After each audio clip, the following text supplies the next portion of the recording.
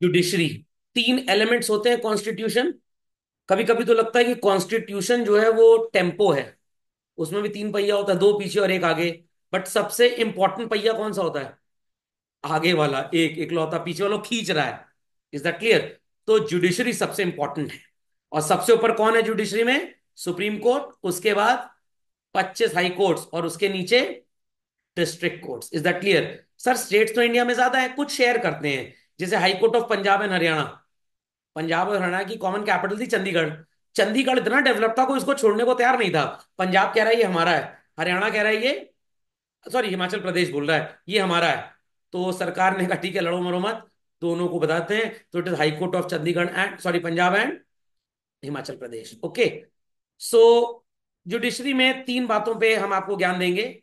उसका कॉम्पोजिशन क्या है, इसका काम क्या है, and how it is prove कि ये पार्शियल बिल्कुल भी नहीं है। तो पहले आज कवर अप करेंगे आज के लेक्चर में इस कॉन्स्टिट्यूशन और रोल। तो ये एक्चुअली कोर्ट ऑफ रिकॉर्ड है। अच्छा सर, वो काले रंग का बड़ा सा रिकॉर्ड आता था, उसको लगा देते थे, भोपू था उसके साथ, टेहू एहू एहू आवाज आती थी। अरे वो नहीं है, वो ऑडियो रिकॉर्ड होता था।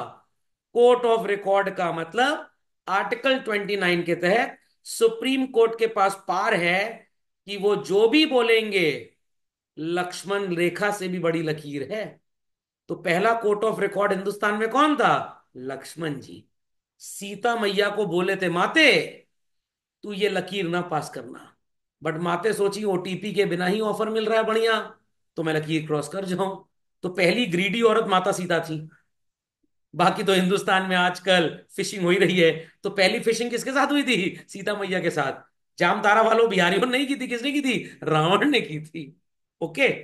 तो कोर्ट ऑफ रिकॉर्ड मतलब जो भी वो बोलेंगे वो सब के ऊपर माना जाएगा, एक बाइंडिंग रूल। ये मतलब होता है कोर्ट ऑफ रिकॉर्ड का। मतलब हमारी कही हुई बात सबके संज्ञान में, ज्ञान में, रिकॉर्ड में आ जाए, और it is as good as law basically. Okay. So article 141 constitution का बोलता है कि भाई सुप्रीम कोर्ट के तहत बनाए गए नियम कायदे कानून सबको फॉलो करने पड़ेंगे। तो अगर सुप्रीम कोर्ट कहता है कि इंडिया में पॉल्यूशन बहुत बढ़ रहा है, मैंडेटरी ई व्हीकल हर उस इंसान को खरीदनी और चलानी पड़ेगी जिसकी एनुअल इनकम 25 लाख से ऊपर है, क्योंकि वो अफोर्ड कर सकता है महंगी और सेकंड कार। समझ में आ गया? ताकि लोग पोल्यूशन कम से कम फैलाएं। और इसके लिए हम आपको 5 साल का टाइम दे रहे हैं एडजस्ट करने का। तो 5 साल के अंदर you should possess an E vehicle. तो हर स्टेट में ये स्टेट के हाई कोर्ट को देखना पड़ेगा कि एग्जीक्यूट हो रहा है ऑर्डर की नहीं। हर स्टेट का हाई कोर्ट अपने डिस्ट्रिक्ट या लोअर कोर्ट को बोलेगा कि अपने रोड ट्रांसपोर्ट ऑफिस से बोलो कि जिनके पास भी गाड़ियां हैं इनकम टैक्स डिपार्टमेंट से डेटा लें, जिनकी आईटीआर 25 लाख रुपए पर एनम की है उन सब गाड़ी वालों को एक एक प्रेम पत्र भेजें कि विद इन 5 ईयर्स अपकमिंग आपके पास एक इलेक्ट्रिक व्हीकल होनी अनिवार्य है, इंस्टेड ऑफ, एडिशनली नहीं, instead of this petrol vehicle.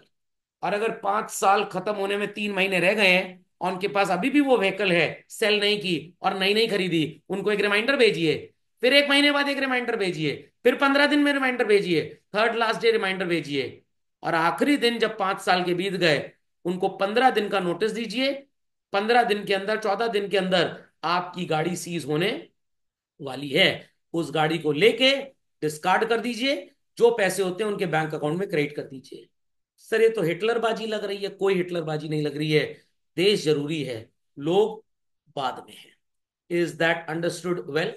But hand in hand supreme court को और भी काम करना पड़ेगा। सरकार को बोलना पड़ेगा हर 100 किलोमीटर के बाद मिनिमम 2 चार्जिंग स्टेशन होने चाहिए, जो 24 घंटे 365 दिन काम करेंगे। और उस रूट पे जितनी गाड़ियां होंगी, एटलीस्ट 10% ऑफ द व्हीकल्स के लिए स्वैपेबल बैटरी की परमिशन हो, अरेंजमेंट हो। ये नहीं कि लोगों को ही निपटाते जाओ, अपना भी कुछ करोगे, तब जाके लोग ईवी इंडिया में ज्यादा खरीदेंगे। अभी तो पता लगा 250 किलोमीटर का रिचार्ज है, कानपुर गए, अब बैठे रहो आराम से, चार्जिंग स्टेशन ढूंढते रहो भिखारी की तरह। Is that understood? तो पहले उनको अपने इलेक्ट्रिक बोर्ड को, इन सब कंपनीज को बोलना पड़ेगा इलेक्ट्रिक सप्लाई वगैरह प्रॉपर करिए, तब ऐसे कानून बन सकते हैं। ओके। तब जाके सस्टेनेबल डेवलपमेंट हो जाएगा। ओके। हाँ, गर्ग जी कुछ पूछ रहे थे, पूछिए। इसमें तो डिमांड बढ़ जाएगी और तो फिर ये लोग नहीं, सप्लाई बहुत है इलेक्ट्रिक व्हीकल्स की, ऐसी बात नहीं है। लोग इसलिए नहीं खरीदते क्योंकि चार्जिंग का प्रॉब्लम है। और नहीं तो लोग कितने चतुर हैं हिंदुस्तान में, अपनी घटिया बैटरी लगा के अच्छी वाली लेके भाग जाएंगे स्वैपेबल स्टेशन से। इसीलिए अभी जो MG हेक्टर की नई कार आई है विंडसर, तो ये बैटरी बेच ही नहीं रहे।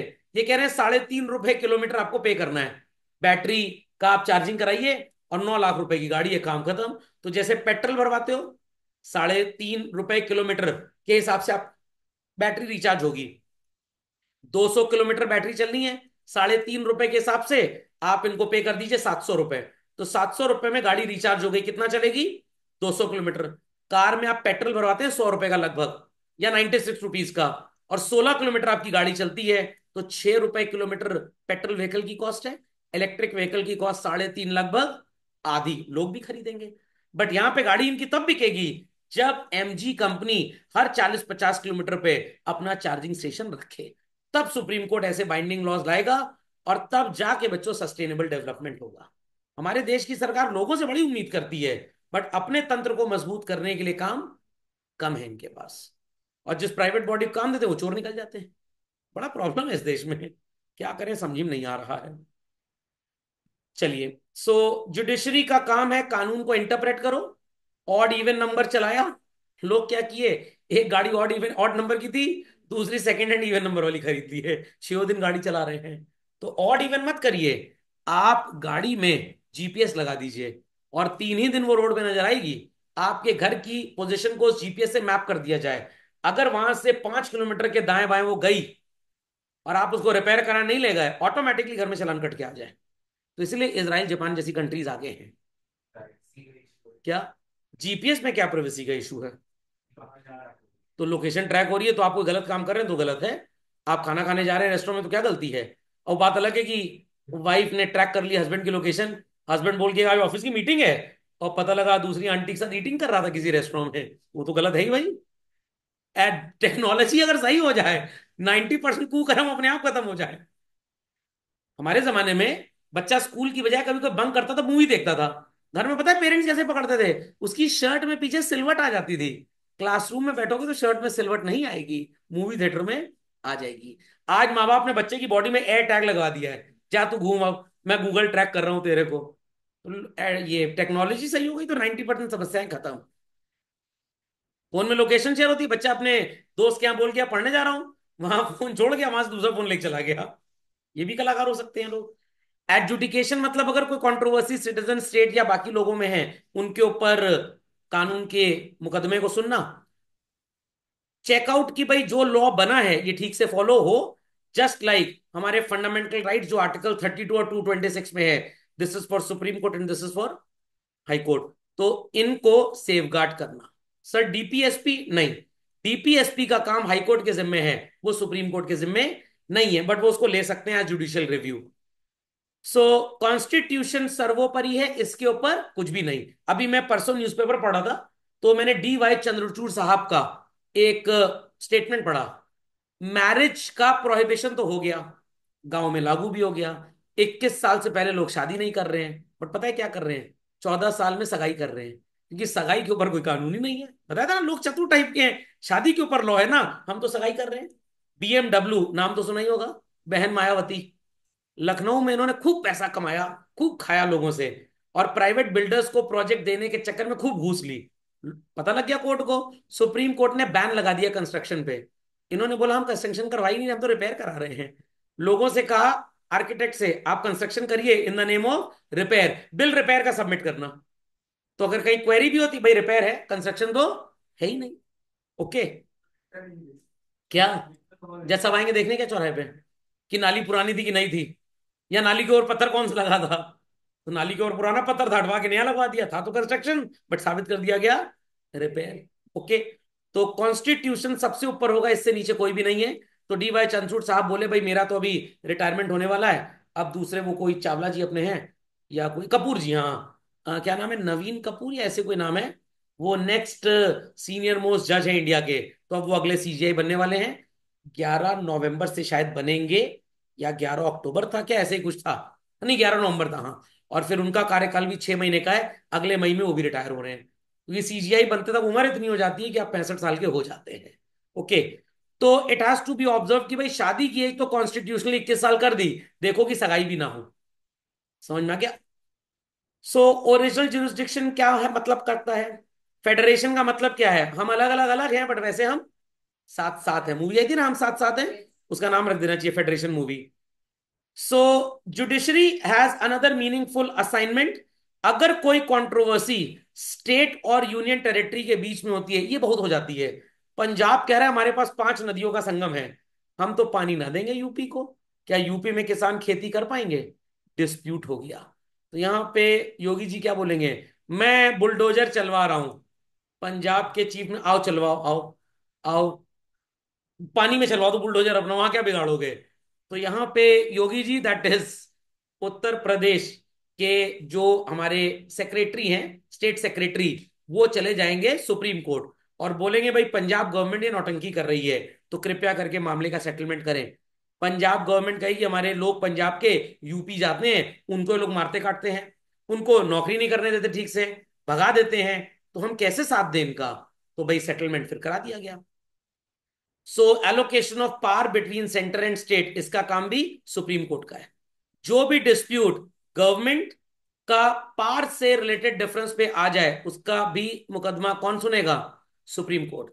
अगर कोई कानून एनैक्ट हो रहा है किसी स्टेट में, बट वो ऐसा है जो सेंटर को नुकसान या देश को नुकसान पहुंचा सकता है, तो सुप्रीम कोर्ट उसको इंटरप्रेट करेगा और कहेगा गलत है। जैसे वक्फ बोर्ड, व्हाट इट क्लियर, ये जहां चाहे जिसकी चाहे जमीन ले सकते हैं और कोई इनके ऊपर केस भी नहीं कर सकता। पता लगा मेरे ही घर हथियाने को आ गए, इज दैट क्लियर? बट ये ऐसा नहीं करेंगे, इनको पता है लोगों के घर में चप्पल और ईंटें रखे हुए हैं। तो इसीलिए तो अभी वक्फ बोर्ड को अब खत्म किया जा रहा है, वक्फ बोर्ड की ये जो गाइडलाइन है ये खत्म कर रहे हैं। What it clear? तो इसमें खत्म हो जाएगा। तो सुप्रीम कोर्ट इसी को इंटरप्रेट कर रहा है कि उस जमाने में जवाहरलाल नेहरू जी ने, भाई हो सकता है किसी पर्टिकुलर कम्युनिटी को फेवर करने के लिए ये चीजें दे दी, ताकि देश संगठित रहे, देश एक रहे, लोग अलग अलग लड़ाई झगड़ा ना करेंगे, हमको अलग कर दो भाई। उसी समय ताजा ताजा सब लोग साथ में आए थे, अलग हो सकते थे। अब इतने साल में भाई वो भी सेटअप हो गए, हम भी हो गए, उन्होंने भी अच्छे पैसे कमाए, हमने भी कमाए, हमारे भी घर बन गए, उनके भर गए। किस बात के माइनॉरिटी? किस बात के माइनॉरिटी? माइनॉरिटी पता है कौन होना चाहिए? जो देश में टैक्स देता है, tax payer is a minority. 5% लोग टैक्स देते हैं, मेरे को माइनॉरिटी में डालना चाहिए, मेरे को बेनिफिट देने चाहिए, बट दे ही नहीं रहे हैं, ये माइनॉरिटी है। तो इसलिए सुप्रीम कोर्ट बोलेगा हम इसको धीरे धीरे देखकर कुछ इसके क्लॉजेस को चेंज करते हैं। तो इस कनेक्शन में सुप्रीम कोर्ट ने 3 प्रिंसिपल्स लागू किए कि कानून को कैसे इंटरप्रेट किया जाए। तो इसमें 3 रूल्स आए, इसको डॉक्ट्रीन बोलते हैं। पहला है doctrine of pith and substance, दूसरा है डॉक्ट्रीन ऑफ सेवरेबिलिटी, और तीसरा है डॉक्ट्रीन ऑफ कलरेबल लेजिस्लेशन। आपके पापा ने आपको बोला हम पार्टी में जा रहे हैं, तुम नहीं जाओगे, क्यों? पार्टी में हम 9:30 बजे घर से निकल रहे हैं, पहुंचते पहुंचते 10 बजेगा, वापस आते आते 1:30 2 बज जाएगा, हमें तो दुकान सुबह 11 बजे खोलनी है, तुम्हारा स्कूल सुबह 6 बजे 7 बजे स्टार्ट हो जाएगा, तुम्हें क्रिकेट प्रैक्टिस के लिए 5:30 जाना है, पापा ले चलिए ना, हमको ले चलिए ना। अलाउड ही नहीं है। तुम्हें घर में छोड़ गए और कहे चाबी रख लो, हम बाहर से ताला लगा के जा रहे हैं, एक चाबी तुम भी रख लो। आप पता है क्या किए? आपने डुप्लीकेट मूछ लगा ली, कोट पहन ली, मेकअप कर लिया, और अपने आप को बहरूपिया बना लिया, और उस पार्टी में आप भी पहुंच गए। तो आप अपना भेस बदल चुके हैं, बट आपका फेस ओरिजिनली तो वही है। तो जो चीज आप सही तरीके से करने के लिए अलाउड नहीं थे, और आपने उसी चीज को गलत तरीके से किया, तो वो गलत ही माना जाएगा। तो एक लाइन लिखी है, on the maxim that you cannot do directly, sorry indirectly, you can not do directly. बात समझ में आई? I repeat, the whole doctrine of color label legislation is based on the maxim that you cannot do indirectly what you cannot do directly. तो अगर directly पापा आपको party में नहीं लेके गए, तो आपको आना भी वहां अलाउड नहीं था। तो आपकी उम्र है 19 साल, आप सोच रहे हैं शादी कर लें, फर्जी बर्थ सर्टिफिकेट बनवा लिया 3 साल पहले का, और उम्र हो गई 22 साल, आप शादी कर लिए, बट बायोलॉजिकली तो आप नहीं है ना 21 22 साल के। तो this is what doctrine of colourable legislation. कुछ लोग क्या करते हैं, फर्जी बर्थ सर्टिफिकेट बनवाते हैं और स्कूल में एडमिशन ले लेते हैं। अगर उनका एज सही डिटेक्ट हो गया और as per law admission school ने कैंसिल कर दिया, बच्चे के माँ बाप चले गए राइट टू एजुकेशन के तहत हाई कोर्ट, हाई कोर्ट बोलेगा जाओ भैया सुप्रीम कोर्ट, आपने कलरेबल ऑफेंस किया है। समझ में आ गया? आपने डेट को बढ़वाया या घटवाया, दिस इज नॉट अलाउड। बहुत करते हैं, बट कोई कोर्ट केस थोड़ा होता है, स्कूल को ही पता होता है, स्कूल कहेगा मेजोरिटी इसी तरह के हो गए हैं तो भैया पढ़ाओ काम खत्म। करते हैं 2 4 6 महीना करते हैं। अब यहाँ पे प्रॉब्लम स्कूल के साथ भी तो है, इस डेट को हो जाना चाहिए, तो बच्चा पैदा टाइम टेबल से करें हम? कैसे पॉसिबल है भाई? कुछ पागलपंती स्कूलों की भी है, कुछ पागलपंती स्कूलों की भी है। Is that clear? बट इस केस में स्कूल एक सही फीचर देता है, इस डेट से इस डेट के बीच में ये एज होनी चाहिए। किसी का बच्चा 2 दिन पहले पैदा हो गया, तो बच्चा पैदा करने से पहले पूछो जिस स्कूल में बच्चे का एडमिशन आपको कराना है उसका डेट ऑफ बर्थ क्या है, उसके हिसाब से डॉक्टर को कंसल्ट करिए कि कब कन्यूनियल राइट्स निभाए जाएं, तब जाके हमारा बच्चा पैदा हो, ताकि स्कूल में एडमिशन हो जाए हमारा। इज दैट अंडरस्टूड और नॉट? तो ये बड़ा इंपॉर्टेंट है। खोपड़े में बात गई? पक्का? तो आप कलर लेबल लेजिस्लेशन को ऐसे देखिए कि विजय माल्या जी शपथ लगा के देश में भाग गए, अब वो प्लास्टिक सर्जरी करवा के आ गए, या उन्होंने अपनी एक फेक आईडी बनवा ली, विजय माल्या की जगह नाम रखवा लिया चोर माल्या, और बैंक पहुंच गए दूसरे सर्टिफिकेट्स के साथ लोन लेने के लिए, और बैंक ने लोन दे दिया। ये भी एक तरह का कलरेबल ऑफेंस है। जज साहब बोलेंगे you have done a colourable offence. जो चीज आप सही तरीके से नहीं कर सकते थे आपने उसको गलत तरीके से किया, तो तरीका कोई भी हो, चीज गलत थी तो गलत थी। तो गलत चीज को चाहे गलत तरीके से करिए, चाहे ऐसे करिए को सही लगे बट वो सही नहीं है, तो this is not allowed. Is that clear? तो अगर आपने कटिया मार ली पोल पे और घर में इलेक्ट्रिसिटी जलाने लग गए, ये रॉन्ग है। पड़ोसी ने कटिया मारी, आपने उसके घर से कनेक्शन ले लिया, ये भी रॉन्ग है। ये कलरेबल ऑफेंस है। फाइन। डॉक्ट्रिन ऑफ सेवरेबिलिटी, मैं बैंक से 1 करोड़ रुपए का लोन लेने गया, मैंने बैंक को बोला लोन दे दो मेरे को फ्लैट खरीदना है। बैंक ने कहा बिल्डर का नाम बताइए, बैंक ने बिल्डर के अकाउंट में एनईएफटी से पैसा ट्रांसफर कर दिया। बिल्डर को मैंने कहा 10 लाख तुम रखो, 90 लाख मेरे दे दो, और मैं महालक्ष्मी रेस कोर्स पहुंच गया, सट्टा खेला मैंने और पैसा हार गया। Is that clear?